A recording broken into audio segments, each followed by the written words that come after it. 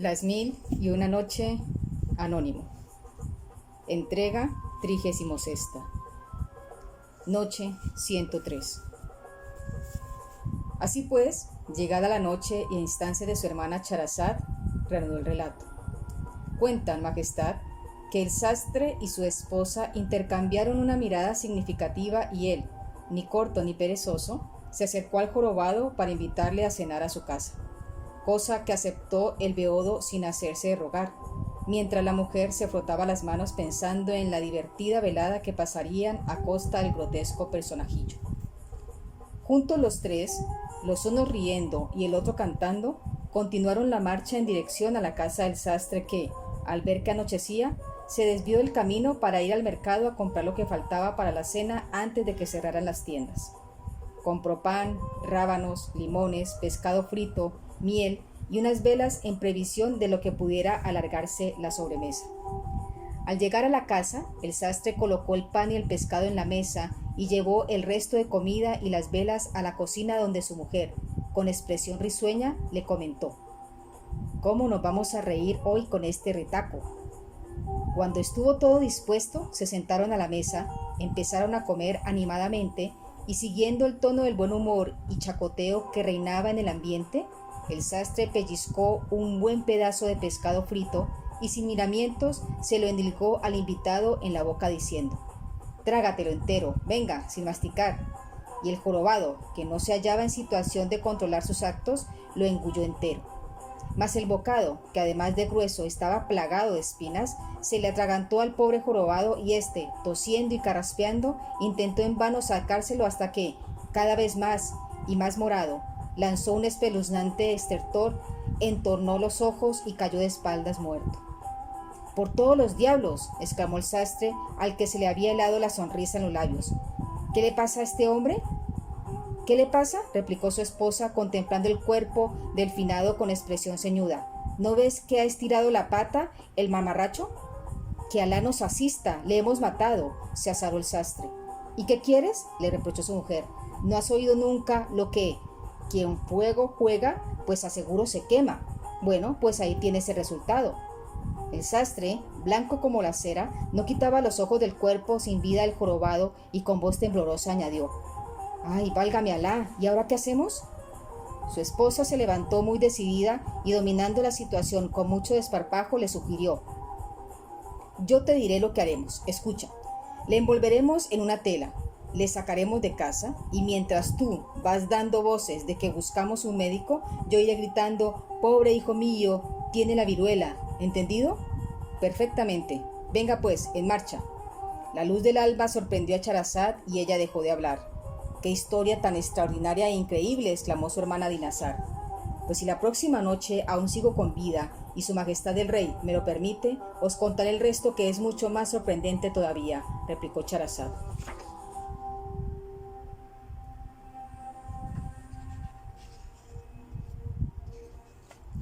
Noche 104. Así pues, llegada la noche y a instancias de su hermana, Charazad reanudó el relato. Cuentan, Majestad, que el sastre, con el jorobado en brazos y envuelto en una tela, salió de su casa a todo correr, seguido de su mujer, que no paraba de repetir, a voz en grito, que su hijo tenía la viruela y necesitaban con urgencia la asistencia de un médico. Los vecinos se asomaban a puertas y ventanas al oír semejante alboroto, y cuando oían las voces de la mujer, volvían a meterse dentro de su casa temerosos del contagio, hasta que, por fin, un alma caritativa se acercó a ellos para indicarles la dirección de un galeno judío que vivía en el barrio. De esa guisa, los supuestamente atribulados padres llegaron a casa del médico y llamaron a la puerta. Salió a abrirles una vieja sirvienta que, con cara de sueño, les invitó a entrar en el vestíbulo y les preguntó el motivo de la intempestiva visita. La esposa del sastre, muy puesta en su papel de afligida madre, le soltó la patraña y le entregó una pieza de 4 dinares, a la vez que le rogaba que se diera prisa en ir a buscar a su amo, porque el niño estaba muy grave. La sirvienta, después de echar una ojeada al bulto que el sastre llevaba en brazos, tomó la moneda y, lo más deprisa que le permitía su avanzada edad, subió las escaleras hacia el piso de arriba, donde, al parecer, se hallaba el médico. Y en cuanto hubo desaparecido, la pícara esposa ordenó a su marido: Deja el paquete en el suelo y larguémonos de aquí cuanto antes. ¡Rápido! El sastre lo depositó en la escalera, dio media vuelta y salió a la calle corriendo tras su mujer como alma que lleva al diablo. Entretanto, la sirvienta fue a la habitación de su amo, dio con los nudillos en la puerta y cuando aquél le abrió, le informó de lo sucedido. Al médico judío le brillaron los ojos al ver la moneda que le había entregado la criada como adelanto del servicio, y sin dudarlo un instante, se precipitó escaleras abajo para ir a atender al enfermo. Con tanta premura olvidó coger una vela, y en la oscuridad tropezó con el cuerpo del jorobado, que rodó por los escalones con gran estrépito y quedó tendido en el suelo del vestíbulo al descubierto. «Por Moisés, Aarón y Josué», exclamó el judío alarmado, y al acercarse al cuerpo y comprobar que estaba muerto, pegó un brinco y dijo consternado: «Por la pezuña del asno de Esdra, le he matado». Convencido de ser el autor accidental de la muerte del paciente, el judío subió las escaleras con el corazón en un puño y arrancando la vela de manos de la sirvienta, que en aquellos momentos bajaba para ver qué había pasado, volvió a su habitación, despertó a su mujer y la puso al corriente de los hechos. «Ha sido sin querer, pero ¿quién me creerá?», se lamentaba el judío. «¿Qué voy a hacer ahora con un cadáver en casa?». «Desgraciado, ¿piensas pasarte toda la noche así, quieto, como un pasmote, lloriqueando como un niño?», le riñó su esposa. «Hay que ver qué necio eres. Recuerda lo que dijo el poeta: qué inconsciente vivas los días benignos, sin pensar en los males que trae el destino. Te dejaste seducir por las noches tranquilas que con su engañosa placidez acarrean desdichas». La luz del alba sorprendió a Charazad y ella dejó de hablar. «¡Qué historia tan extraordinaria e increíble!», exclamó su hermana Dinazar. «Pues si la próxima noche aún sigo con vida y su majestad el rey me lo permite, os contaré el resto, que es mucho más sorprendente todavía», replicó Charazad.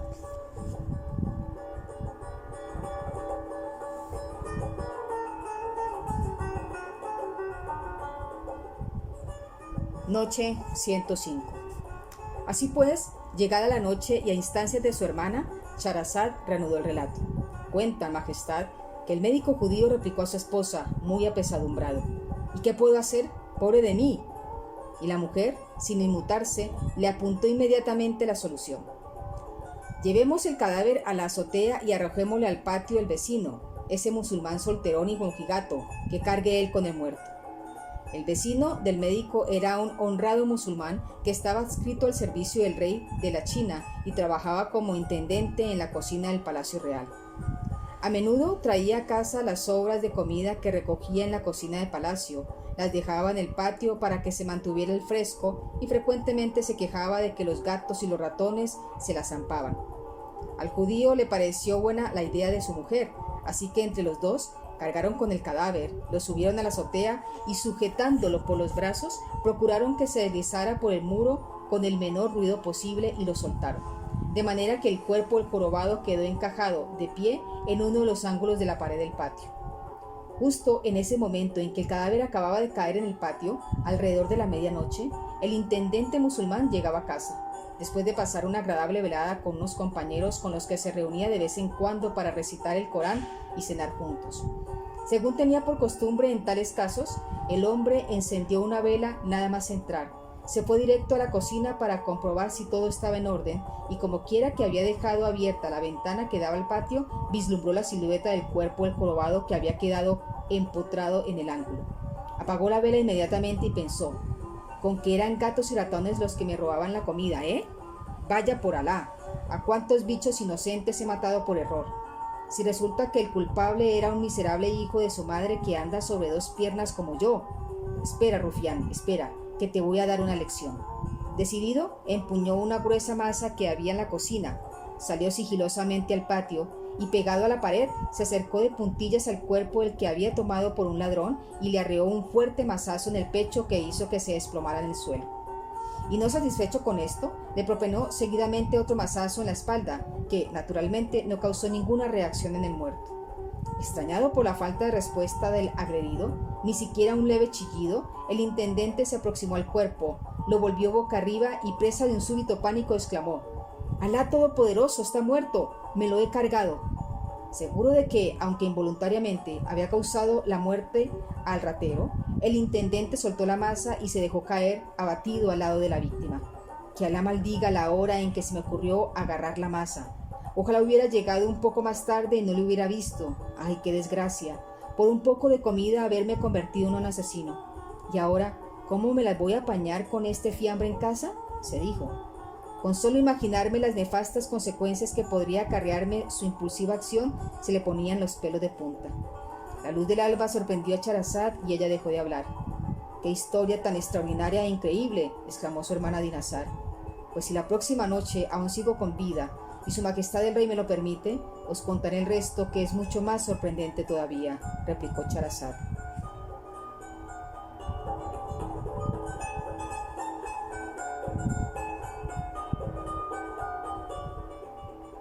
Noche 106.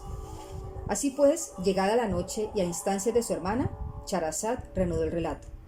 Cuentan, majestad, que el intendente, con la vista ya más acostumbrada a la oscuridad, se fijó en el hombre que yacía a su lado, al que creía que había matado, y pensó: maldito seas, granuja, y además de ladrón, enano y jorobado, vaya gracia.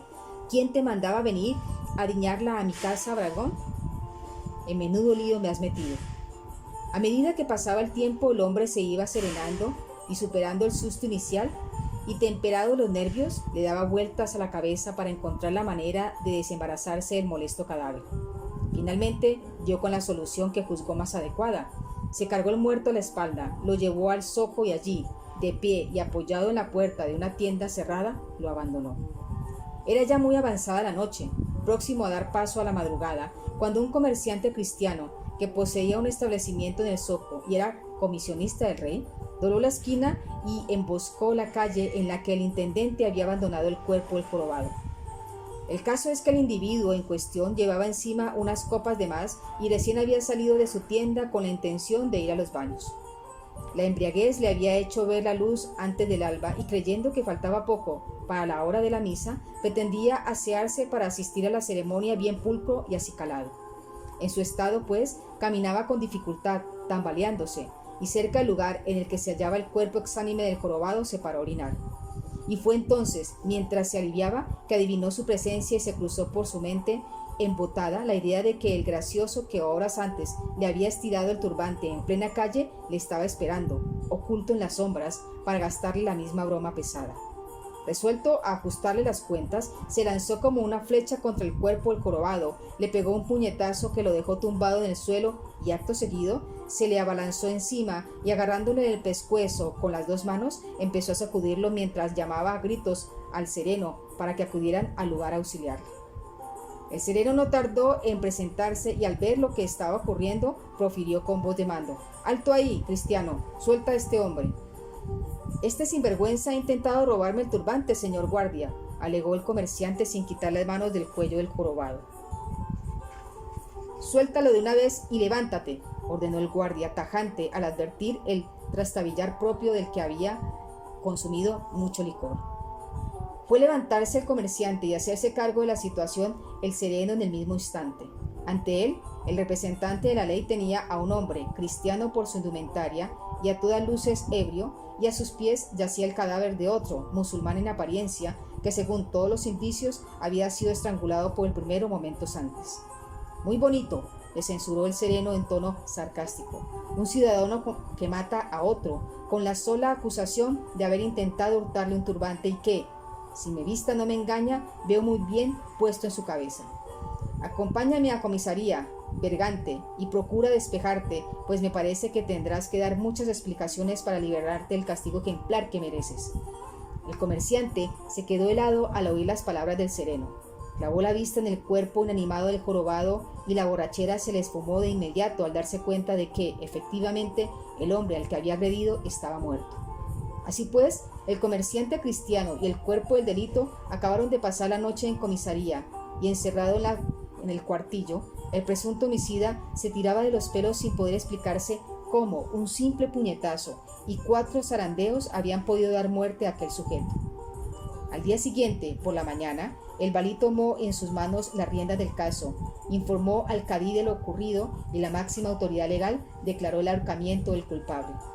Mientras se preparaba el cadalso, el pregonero hizo pública por toda la ciudad la hora y el lugar de la ejecución, y llegado el momento, una multitud de curiosos se congregó ante el patíbulo. El verdugo condujo al condenado al sitio preciso, le puso la soga al cuello y cuando iba a proceder con el ajustamiento, se escuchó una voz entre el público asistente que gritó con toda claridad: «Parad la ejecución, por lo que más queráis, este hombre es inocente, soy yo el asesino». Ante semejante revelación, un murmullo de exclamaciones de sorpresa se levantó entre la muchedumbre. El valí hizo parar la ejecución inmediatamente y ordenó a los guardias que trajesen al hombre que acababa de declararse culpable del asesinato. El que se había autoinculpado no era otro que el intendente, que al oír el pregón había acudido a presenciar el ahorcamiento y al ver el cuerpo del jorobado que había sido colocado también en la tarima como prueba evidente del delito, comprendió el error de que era víctima el acusado y no pudo soportar que colgaran a un inocente. «Vamos a ver, explícate», le exigió el valí cuando le tuvo delante. «¿Por qué afirmas que eres tú el asesino de este pobre enano jorobado?» «Os lo aclararé ahora mismo, señor», respondió el intendente muy compungido. «Aunque fue involuntariamente, yo fui el causante de la muerte del jorobado». Y seguidamente le detalló los hechos tal como habían ocurrido, según su versión, en la noche de asuntos. La luz del alba sorprendió a Charazad y ella dejó de hablar. «¡Qué historia más sorprendente!», exclamó su hermana Dinazar. «Pues si la próxima noche aún sigo con vida y su majestad el rey me lo permite, os contaré el resto, que es mucho más sorprendente todavía», replicó Charazad.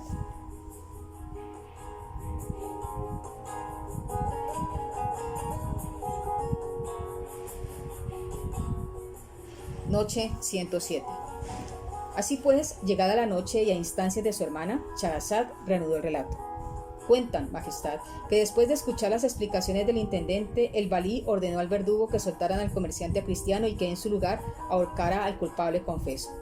Mas cuando la soga había sido colocada ya en el cuello del intendente, otra voz se alzó de entre el público gritando: «Parad la ejecución, os lo ruego, este hombre es inocente, yo soy el asesino».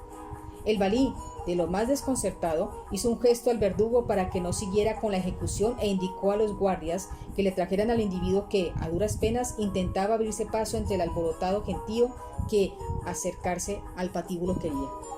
Y al individuo en cuestión resultó ser ni más ni menos que el médico judío, al que le había sucedido otro tanto que el intendente y había decidido confesar la verdad antes de que pasara sobre su conciencia la sangre de un inocente. A requerimiento del valí y ante la sorpresa mayúscula de los presentes, el judío contó su versión de los hechos y como consecuencia el valí ordenó al verdugo que pasara la soga del cuello del intendente al cuello del médico que acababa de confesar públicamente su culpabilidad en la muerte del jorobado. La luz del alba sorprendió a Charazad y ella dejó de hablar. «¡Qué historia tan extraordinaria e increíble!», exclamó su hermana Dinazar. «Pues si la próxima noche aún sigo con vida y su majestad el rey me lo permite, os contaré el resto, que es mucho más sorprendente todavía», replicó Charazad.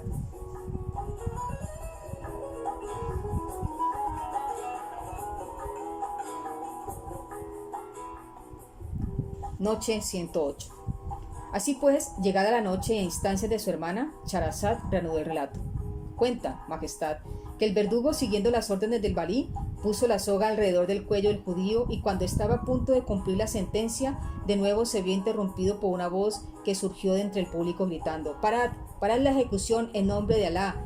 Este señor no es el culpable de la muerte del jorobado, yo soy el asesino».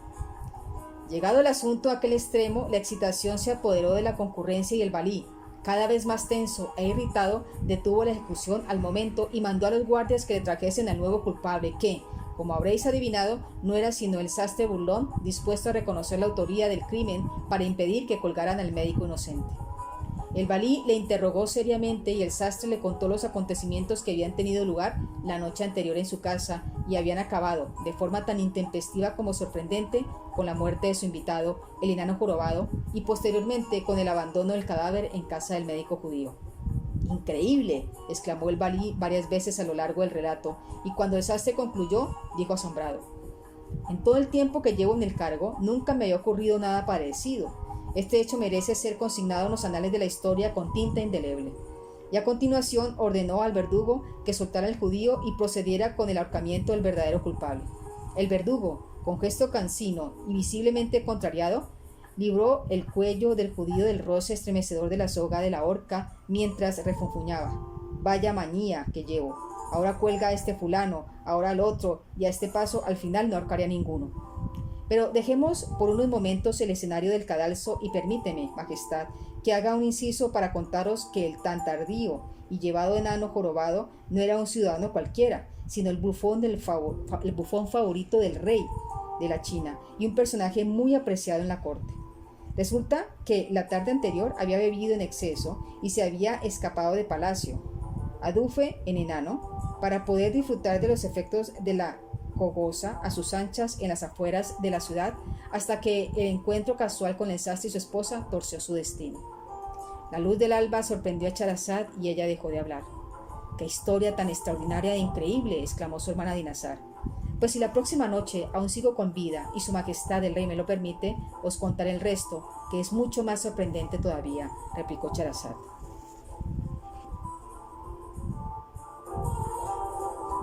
Y se acerca la noche 109.